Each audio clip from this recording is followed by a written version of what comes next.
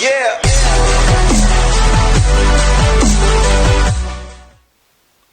Hey guys, welcome back to the channel. Here I am again with another review, and one of the last, coming out of the Toronto International Film Festival. And today I'm going to be talking about All We Imagine Is Light, written and directed by Payal Kapadia, starring Kani Kasururi and Divya Prabha. And this follows two nurses who share an apartment together in Mumbai, and sort of follows their interpersonal relationships while trying to stay afloat. And yeah, that's basically the story. It's very simple, and this movie got a lot of buzz coming out of the Cannes Film Festival because it won the Grand Prix, which is the runner-up prize which the Zone of Interest won last year. And so there was a lot of excitement going into this movie, especially at my TIFF screening. And what I will say is, Zone of Interest it is not. I mean, of course, you know, it's an entirely different film, but quality-wise, I don't think it's quite up to snuff with that film. But I'll say right off the bat, some of the things I really liked about it that really stood out to me was right from the beginning, there's like this monologue given by the main character in the way she talks about Mumbai being this like dirty like shithole basically. It reminded me of Taxi Driver in the way Travis Bickle talks about New York. And I think that's one thing that this movie has gotten a lot of attention over, is the fact that it was not afraid to shy away from pointing out the horrible elements of Indian society, whether it be, you know, the cities or specifically the religious and social taboos that are kind of prohibited in that country, and how they kind of, you know, come to conflict with these main characters and what they're going through in their lives. I think it has a lot to say about religion, the caste system, etc., etc.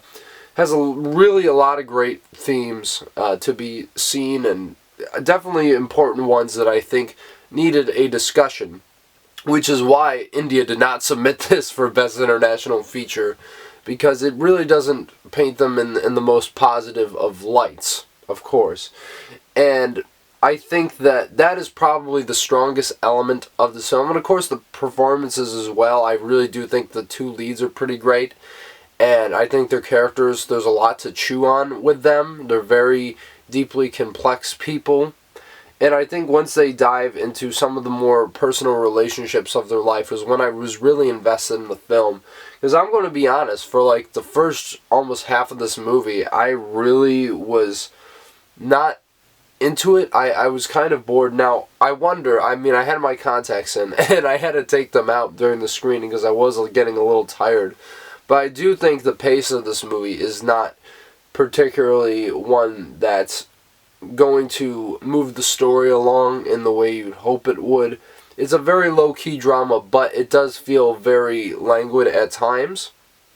And I also thought the way in which they wrapped up the main character's story arcs, or just the arc of the story in general, didn't really feel like it ended in the way it should have. Sure, there are, you know, character arcs that are kind of seen through, but it still feels a little bit undercooked to me.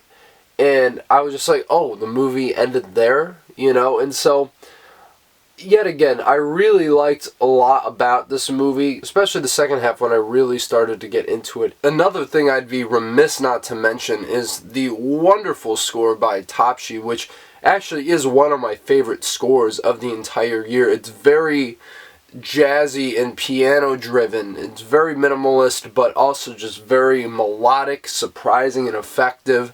And I think it really brings the film another notch up because the score is that good. But at the same time, I just don't think that as a narrative this is one of the strongest films I've seen at TIFF, or one of the strongest movies to come out of Cannes, to be honest, because this is not getting any Oscar nominations. I'm sorry to break it to you for all those who want it to, but this is a movie that, you know, definitely one to check out, but not necessarily one I think is going to be like talked about extensively in the years to come, like The Zone of Interest, for instance.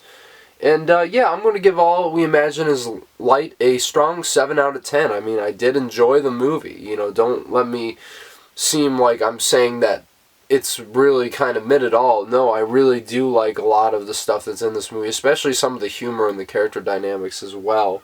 But ultimately, I feel like the narrative could have been a lot stronger than what was actually presented to us. But an important movie nonetheless. And so yeah, if you get a chance to check it out, let me know down in the comments below what you thought about it. And of course, smash the like button, subscribe to the channel if you want to see more reviews like this. Now I really got to play catch up because there's so many movies I saw this past weekend, like Saturday Night, The Apprentice, We Live in Time, and a very special review of Steve McQueen's Blitz, which is coming very soon. So please stay on the lookout for that and so much more, and I will talk to you guys soon.